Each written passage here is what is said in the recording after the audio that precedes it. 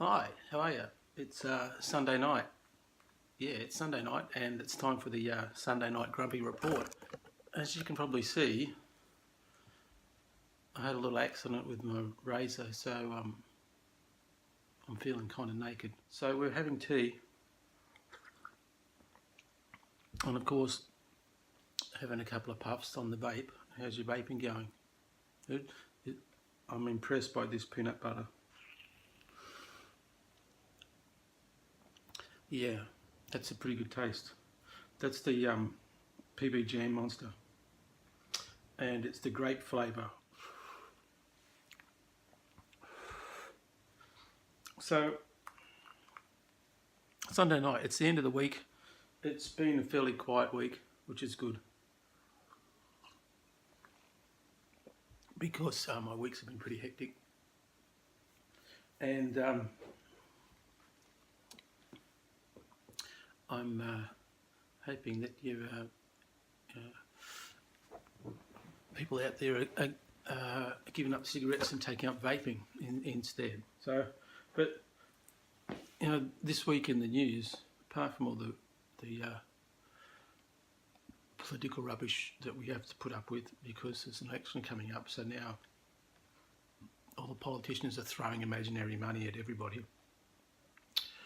There's this woman, Casta Semenya from Africa, a female, I think middle distance runner, 800 metre runner, who they're saying has her natural testosterone level is too high and she has to take drugs if she wants to compete. The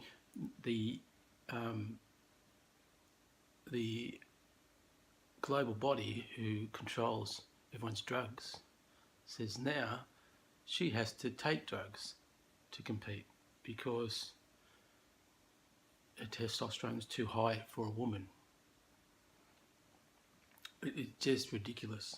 You know, this is the body that wants to remove drugs from sport, and now they're putting drugs back in on this woman because she doesn't fit the mould of what a woman should be. And so the restrictions they're putting on are only on the races that she competes in. No other women. You've never seen them do this to the women's weightlifting. And she took it to court and lost it. I don't understand that either. I mean, what are they going to do? Like, the next thing will be like saying, oh no, your legs are too long to compete in this event. It gives you an unfair advantage. And I don't think overall she's that much of a threat, really, from what I've heard. But the hyperandrogenism, it's singled out because it challenges our deeply entrenched social belief about women in sport in a way that other variations do not, which means she looks too masculine. They don't want their women to look too masculine.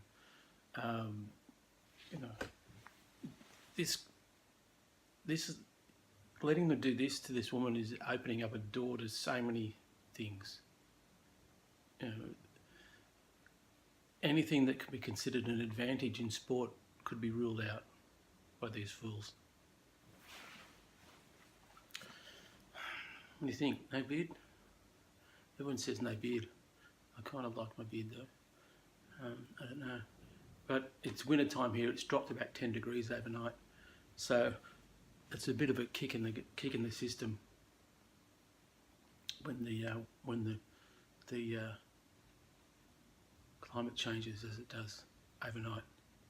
So I'm sitting here watching The Fifth Element. It's a great movie. Bruce, it's really gay. So you know, camp, not gay, camp. So Bruce Willis is really camp in this. I don't know how old he actually was when he made this. It's quite old. So yeah, why they're picking on this woman is beyond me. Really, these bodies that govern the sport need to be picked on. Seriously do. I just don't understand their logic behind it. You know, taking drugs out, but they want them to put them back in.